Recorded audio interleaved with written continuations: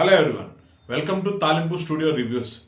ఇవాళ మనం విశ్వక్ సేన్ నటించిన లైలా సినిమా గురించి మాట్లాడుకుందాం.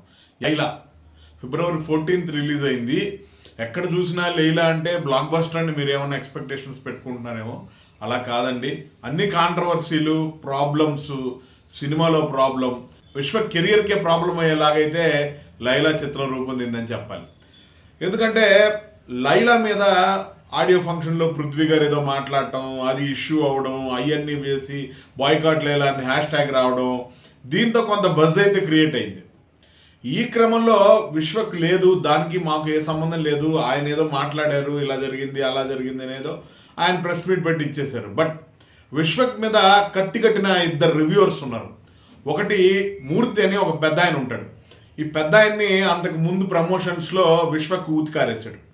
దాని తర్వాత రాగడి, ఇతన్ని కూడా ఒక దగ్గర ఒక మీమర్స్ అందరినీ పిలిచి, రివ్యూవర్స్ మీమర్స్ అందరినీ పిలిచి అక్కడ నిలబెట్టి మనోడికి కూడా గలగలలాడించాడు గులాబ్ జాములు. ఈ దెబ్బకి వీళ్ళిద్దరు కత్తి కట్టి మరి వీళ్ళే అందరి రివ్యూవర్స్కి చెప్పి చేయించారా, లేకపోతే సినిమానే బ్యాడ్గా ఉందా, అసలు సినిమా పరిస్థితి తెలుసుకోవాలనుకుంటే ఈ రివ్యూ మీరు చూడాల్సిందే. రివ్యూలోకి వెళ్ళే ముందు చిన్న రిక్వెస్ట్, ఎప్పుడు నేను అడిగేదే, ఒక్క లైక్, మీరు చేసే ఒక్కొక్క లైక్ ఈ వీడియో, ఇలాంటి వీడియోస్ ఇష్టపడే వాళ్ళకి చేరడానికి చాలా హెల్ప్ అవుద్ది, మాకు చాలా హెల్ప్ అవుద్ది. Please like, share and subscribe తాలింపు స్టూడియో. లైలా కథ విషయానికి వచ్చేటప్పటికే చిన్నప్పటి నుంచే సింగిల్ మదర్గా విశ్వక్ సేన్ వాళ్ళ మదరు అతన్ని పెంచడం జరుగుతుంది అనమాట. వాళ్ళ ఫ్యామిలీలో వాళ్ళ ఫాదర్ సరిగా చూసుకోకుండా ఆయన వీళ్ళని వదిలేసి వెళ్ళిపోయి ఉండడం, ఆ టైంలో వీళ్ళకి ప్రాబ్లమ్స్ ఉంటే ఒక ముస్లిం ఫ్యామిలీ వీళ్ళకి బ్యాకప్ ఉండి ఇది చేయడం, చిన్నప్పటి నుంచే ఇతనికి మేకప్ మీద వీటి మీద ఇంట్రెస్ట్ ఉండడం చూసి కష్టపడి వాళ్ళ అమ్మ ఇతనికి ఒక 14-15 ఏళ్ళు ఉన్నప్పుడే ఒక పార్లర్ రెడీ చేసి ఇవ్వడం, దీంతో ఆ ఏజ్ నుంచే ఇతను ఆ పార్లర్ని రన్ చేస్తూ ఆ ఏరియాలో ఆ చుట్టుపక్కల ఉండే ఆడవాళ్ళందరూ ఈయన పార్లర్కి అట్రాక్ట్ అయ్యి, ఈయన వర్క్కి అట్రాక్ట్ అయ్యి ఈయన దగ్గరికి వస్తూ పోతూ ఉండడం, దీన్ని మగాళ్ళందరూ ఈడు చాలా బిల్లులు కట్టించేసుకుంటున్నాడు, చాలా డబ్బు తినేస్తున్నాడు మా దగ్గర అని చెప్పి ఇతని మీద కత్తి కట్టు ఉండడం, ఇలాంటి ఒక రొటీన్ ఫార్మాట్లో జరిగే ఒక కమర్షియల్ ఫిల్మ్ లాగా అయితే స్టార్ట్ అయింది. ఇక్కడ దాకా బాగానే ఉంది. ఫస్ట్ హాఫ్ నడిచినంతసేపు నాకు డౌట్గానే ఉంది, ఎందుకు మరీ మన తాత వీళ్ళంతా రొట్ట ఇలా పడిపోయారు ఏంటి అని అనుకుంటా ఉన్నాను. బట్ సెకండ్ హాఫ్ స్టార్ట్ అయిన తర్వాత సినిమా రామ్ నారాయణ్ డైరెక్షన్ విషయంలో అవ్వచ్చు, లేకపోతే వాసుదేవన్ ఆయన ఎవరో రాశారట, ఆయన సైడ్ నుంచి రైటింగ్ సైడ్ అవ్వచ్చు, మ్యూజిక్ సైడ్ అవ్వచ్చు, విశ్వక్ లుక్స్ వైజ్ అవ్వచ్చు, మొత్తంగా ఫెయిల్ అయిపోయింది. అమ్మాయి గెటప్ వేసిన దగ్గర నుంచి సినిమా టాలరేట్ చేయడం కొంచెం కష్టంగానే అనిపించింది.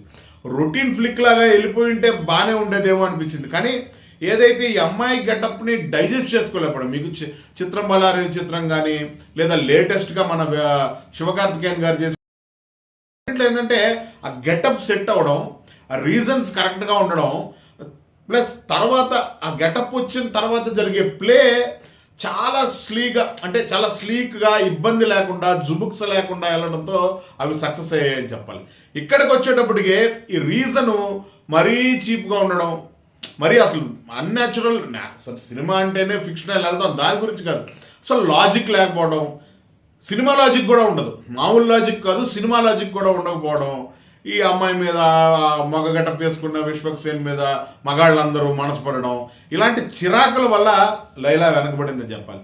ఈసారి విశ్వక్ ఫస్ట్ క్యారెక్టర్ ప్రజెంటేషన్లో బాడీ లాంగ్వేజ్లో కొంత ఓకే అనిపించిన అమ్మాయి గెటప్ చేసిన దాంట్లో విశ్వక్ పూర్తిగా ఫెయిల్ అయ్యాడనే చెప్పాలి. మ్యూజిక్ ఫెయిల్ అవడం, విశ్వక్ లేడీ గెటప్ ఫెయిల్ అవడం, సెకండ్ హాఫ్ పూర్తిగా ఫెయిల్ అవడం లైలాకి పూర్తిగా ఇబ్బందులు తెచ్చిపెట్టిందనే చెప్పాలి. లైలాని మీరు చూడొచ్చు, ఓటీటీలో చూసినా కూడా ఒక్కొక్కసారి టాలరేట్ చేయలేని కంటెంట్ ఉంటుంది కదా, అంత కంటెంట్ అయితే కాదు.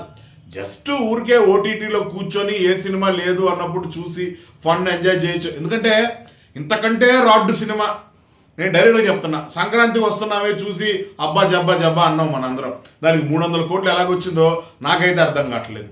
అసలు దాంట్లో తల తొక్క కూడా ఉండదు. ఇలాంటి కథే అది కూడా, ఇలాంటి రొట్ట కథే. ఇలాంటి ఆడవాళ్ళందరినీ గుంపులు ఆడవాళ్ళు వేసుకొని బా అనుకుంటా అనిల్ రావిపూడి క్రింజ్ అంతా ఉంటుంది దాంట్లో. దానికి 300 కోట్లు ఎందుకు వచ్చిందో తెలియదు, లైలాని బాయ్కాట్ ఎందుకు చేశారో తెలియదు. ఇంకా మిగతా విషయాలు మాట్లాడదలుచుకోలేదు నేను. ఇంకా కొన్ని సినిమాలు ఉన్నాయి రీజన్ అనేది లేకుండా ఎలా పడితే అలా ఆడుతున్నాయి అనమాట. సంక్రాంతికి వస్తున్నా మీకు నచ్చుంటే కనుక లైలా కూడా మీకు నచ్చుద్ది ఖచ్చితంగా. సో ఇలాంటి కంటెంట్ని ఓటీటీలో చేయడం మీ ఆరోగ్యానికి ఎంతైనా మంచిది. సంక్రాంతికి వస్తున్నాం కానీ లేదంటే లైలా కానీ మీరు 300 కోట్లు సంక్రాంతికి వస్తున్నాం ఇచ్చారు చూడండి, దానివల్లే లైలా లాంటి క్రింజ్ సినిమాలు వస్తున్నాయి. దయచేసి ఒక సినిమాని చూసేటప్పుడు ఆలోచించి చూడండి, వివేకంతో ఆలోచించండి.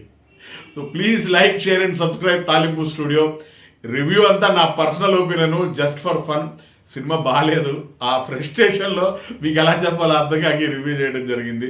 విశ్వక్ గారి మీద మాకు మంచి రెస్పెక్ట్ ఉంది. అతను అప్కమింగ్ మాస్ హీరో అని చెప్పి మేమందరం బాగా అతన్ని ఇచ్చేస్తాం. ఎన్టీఆర్ ఫ్యాన్స్కి కూడా అతనికి బాగా సపోర్ట్ చేస్తాం. అలాంటి విశ్వక్ సినిమా ఫెయిల్ అయినా ప్రాబ్లం లేదు, అలాంటి విశ్వక్ నుంచి ఇలాంటి బ్యాడ్ కంటెంట్ రావడం చాలా బాధేసింది. సో విశ్వక్ గారు ఒక్కసారి మీరు జాగ్రత్తగా చూసుకొని మీ నుంచి మేము ఒక హిట్ లాగా, ఒక గామి లాగా, ఇలాంటి మంచి సినిమాలు, ఒక ఫలక్నామా దాస్ లాగా ఇలాంటి మంచి సినిమాలు ఎక్స్పెక్ట్ చేస్తున్నాం. మీరు మరి రెగ్యులర్గా థియేటర్లో ఉండాలి అనే కిరణ్ భువనం గారి ఫార్మాట్లో సినిమా చేస్తున్నారా, లేదంటే మీకు ఫార్మాట్ ఉందా మాకు అర్థం కావట్లేదు.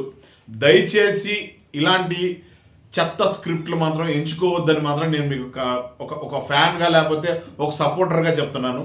దయచేసి విశ్వక్ సేన్ గారు బెటర్ సినిమా చేయాలని కోరుకుంటూ, వి లవ్ సినిమా, మేము సినిమాకు వ్యతిరేకం కాదు, బట్ ఇలాంటి జరిగినప్పుడు ఇలా మాట్లాడాల్సి వస్తుంది.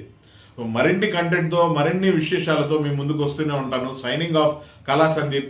Please like, share and subscribe తాలింపు స్టూడియో.